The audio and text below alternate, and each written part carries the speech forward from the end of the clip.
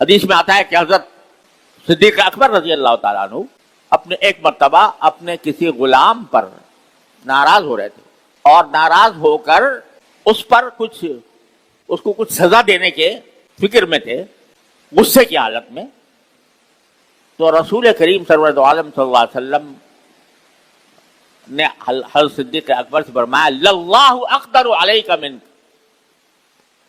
یاد رکھو اللہ تعالیٰ کو تم پر قدرت اس قدرت سے زیادہ ہے جو تمہیں اس غلام پر ہے. یہ غلام تو تمہارے ہاتھ میں ہے، تمہاری ملکیت ہے، تم چاہو تو اس کو مار سکتے ہو، تمہارے پاس یہ قدرت ہے، طاقت ہے، لیکن اللہ تبارک و تعالیٰ کے پاس جو قدرت ہے وہ تمہاری اس قدرت سے کہیں زیادہ ہے.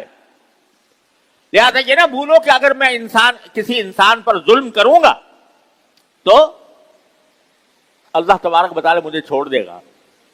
اللہ تبارک و تعالیٰ کی قدرت تمہاری قدرت سے زیادہ ہے.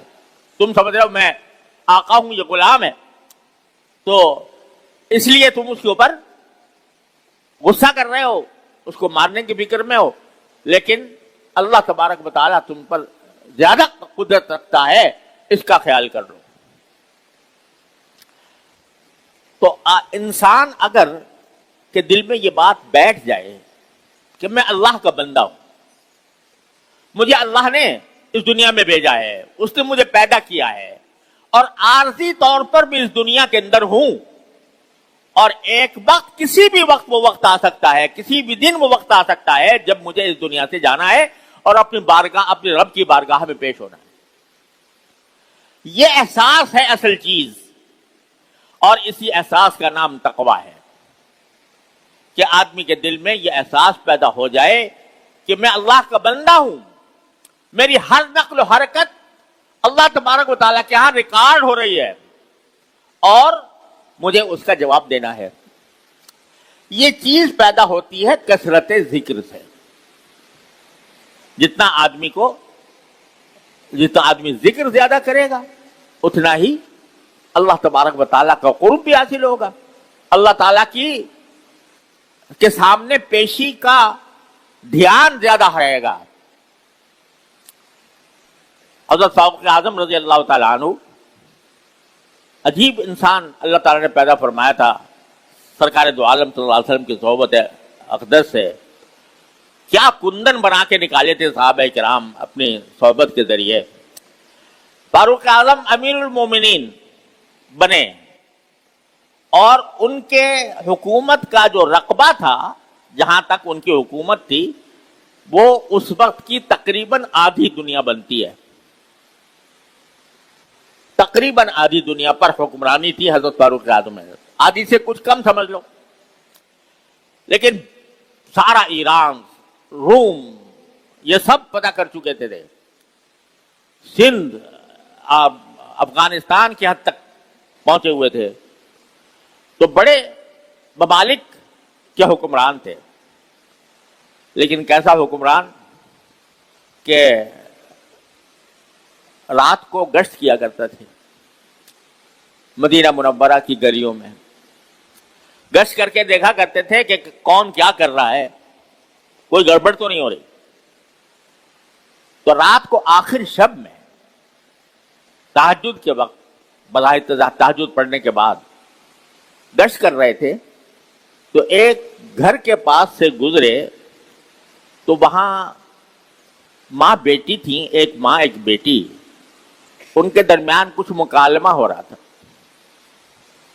ماں بیٹی سے کہہ رہی تھی کہ بیٹی یہ دودھ جو بکری نے نکالا ہے اس میں پانی ملا دو تاکہ زیادہ ہو جائے اور ہم اس کو پھر فروخت کر کے پیسے کمائیں.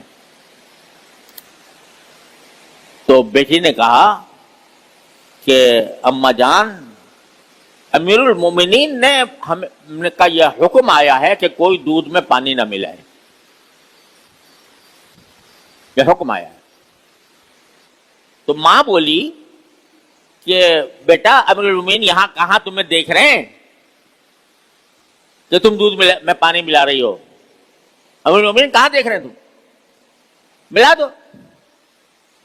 بیٹی نے جواب دیا کہ امی جان، امیر المومنین تو نہیں دیکھ رہے، لیکن اللہ تو دیکھ رہا ہے، اس کو کیا جواب دیں گے؟ یہ بات جواب دیا بیٹی نے ماں کو، اور امیر المومنین باہر کھڑے سن رہے ہیں کہ یہ بات چیت ہو رہی ہے۔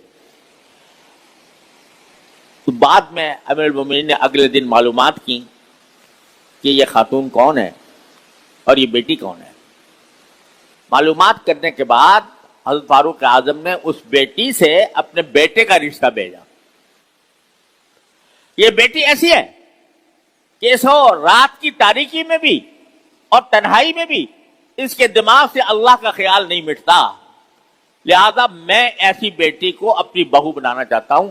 میرے اپنے بیٹے کا نکاح اس سے کر دیا، اور انہی فاروق اعظم کے بیٹے اور اس بیٹی کی نسل سے آگے چل کر حضرت عمر ابن عبد العزیز رحمۃ اللہ علیہ پیدا ہوئے، جو عمر ثانی کہلاتے۔ تو غرض یہ کہ وہ لڑکی جو تھی وہ اس کے دل میں یہ بات تھی، اور پھر ماں بھی خاموش ہو گئی اس پر۔ تو یہ جب بات دل میں بیٹھ جاتی ہے کہ اللہ تو دیکھ رہا ہے، اگر کوئی اور دیکھ رہا ہے یا نہیں، لیکن اللہ تو دیکھ رہا ہے، جب یہ بات دل میں بیٹھ جاتی ہے تو اس کے بعد انسان کو گناہ کی طرف قدم نہیں اٹھتے، اس کے ساری خرابی یہاں سے پیدا ہوتی ہے۔ ہمارا دل چاہا، ہمارے نفس کی خواہش پیدا ہوئی کسی گناہ کرنے کی، تو ہم فوراً اس کے اوپر لپک پڑے۔ یہ نہ سوچا کہ اگر اس لمحے میں یہ موت آ جائے، ہو سکتا ہے کہ نہیں، اسی لمحے جب ارادہ گناہ کا کر رہے ہیں، کسی جرم کا کر رہے ہیں، کسی ظلم کا کر رہے ہیں، اسی وقت موت آ جائے تو ہمارا انجام کیا ہوگا؟ تو یہ جو ہم لوگ غفلت میں مبتلا رہتے ہیں، اللہ تبارک و تعالیٰ کی بارگاہ میں پیش ہونے سے غفلت، یہ ہے سارے فساد کی جڑ، سارے گناہوں کی بنیاد، سارے جرائم کی وجہ یہ ہے۔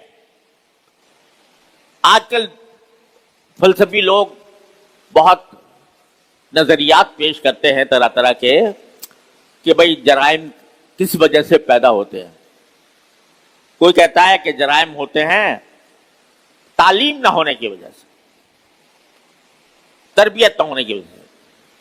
ٹھیک ہے، یہ بھی ایک سبب ہوتا ہے، لیکن یہ بتاؤ کہ جہاں تعلیم 100% ہے،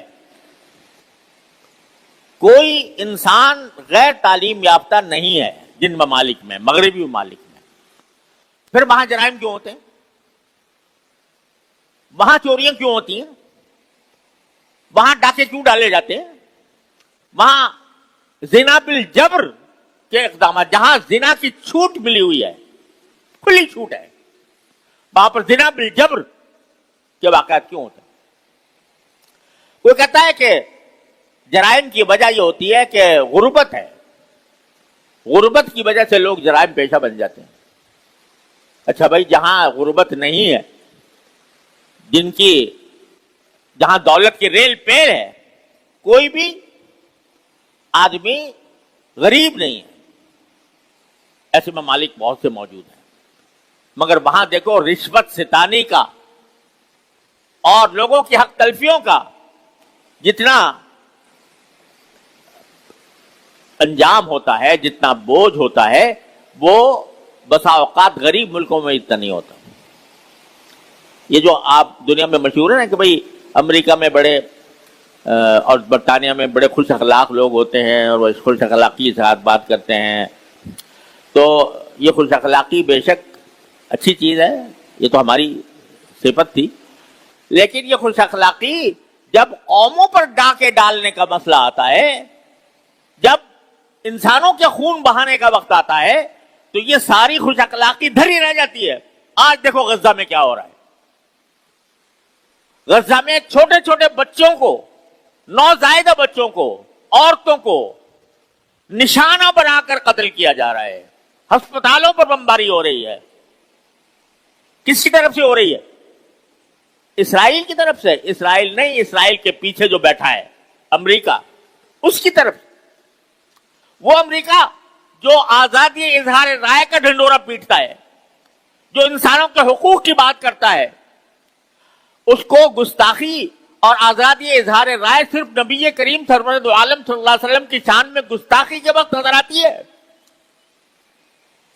اور اگر اس کے جو غلام بیٹھے ہوئے ہیں مختلف ملکوں میں، وہ انہوں نے اگر گلا گھونٹ رکھا ہے اور کوئی اگر فلسطین کی آزادی کا نعرہ لگائے، فلسطین کے حق میں آواز بلند کرے، اس کا گلا گھونٹ دیا جاتا ہے.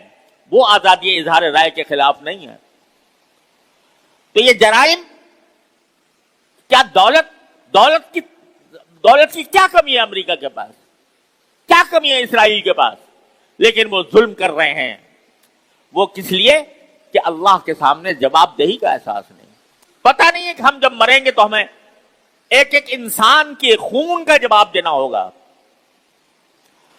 یہ ساری جو فلسفے ہیں یہ محض ظاہری اسباب کی نشاندہی کرتے ہیں، حقیقت کی نشاندہی نہیں کرتے. حقیقت یہ ہے کہ واحد چیز جو انسان کو جرم سے اور ظلم سے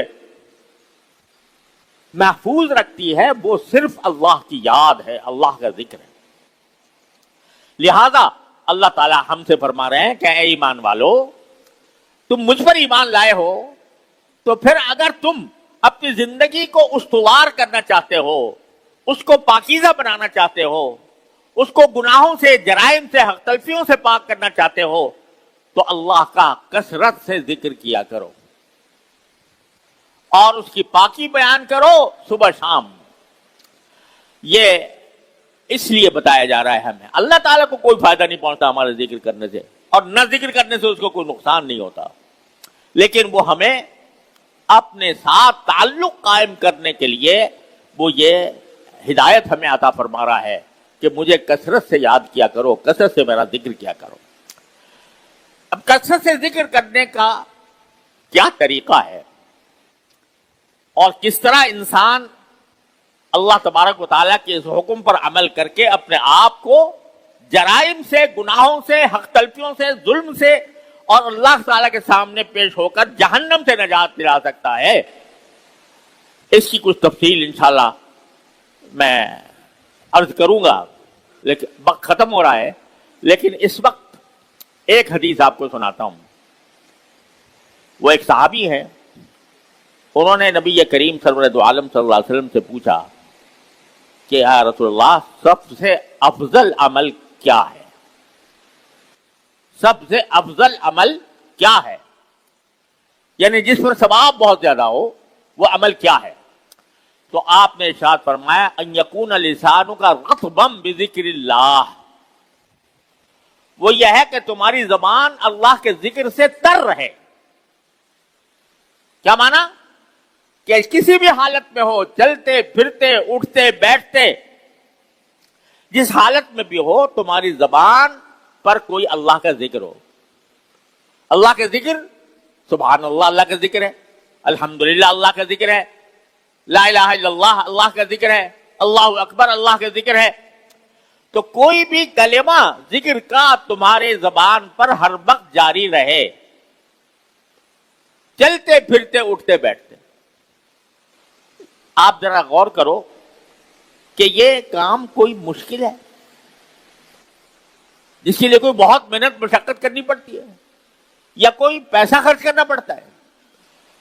انسان اپنی ساری اوقات میں مصروف رہتا ہے، کبھی وہ کوئی کام کر رہا ہوتا ہے، کبھی چل رہا ہوتا ہے، کبھی پھر رہا ہوتا ہے، کبھی کھا رہا ہوتا ہے. لیکن اگر وہ ان تمام اوقات میں اس بات کی پابندی کر لے کہ میری زبان اللہ کے ذکر سے نہیں رکے گی، سبحان اللہ سبحان اللہ سبحان اللہ سبحان اللہ پڑھتا ہوا چلا جا، الحمدللہ الحمدللہ کہتا ہوا چلا جا، تو نہ اس میں کوئی مشقت ہے، کام بھی تمہارا کوئی نہیں رک رہا. اور میں اپنے قطب الاقطاب حضرت گنگوہی رحمۃ اللہ علیہ کا یہ ارشاد آپ کو سناتا ہوں.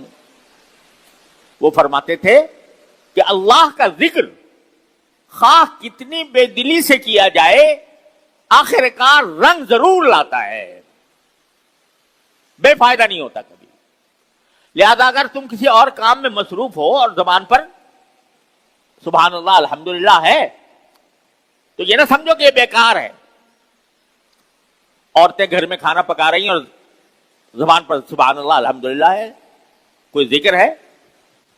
آدمی گھر میں کوئی اپنے کہیں باہر کام کر رہا ہے, دفتر میں ہے, تجارت کر رہا ہے, جو بھی کر رہا ہے زبان پر جاری ہے اس کے اللہ کا ذکر.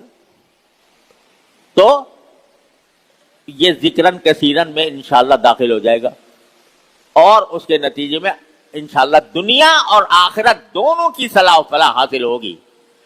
اللہ تبارک و تعالیٰ اپنے فضل و کرم سے اپنی رحمت سے ہمیں اس پر عمل کرنے کی توفیق عطا فرمائے. باقی مزید تفصیل اس ذکر کثیر کی انشاءاللہ اللہ نے توفیق دی اور زندگی رہی تو آئندہ بیان کروں گا. تو آخر دعوانا الحمدللہ.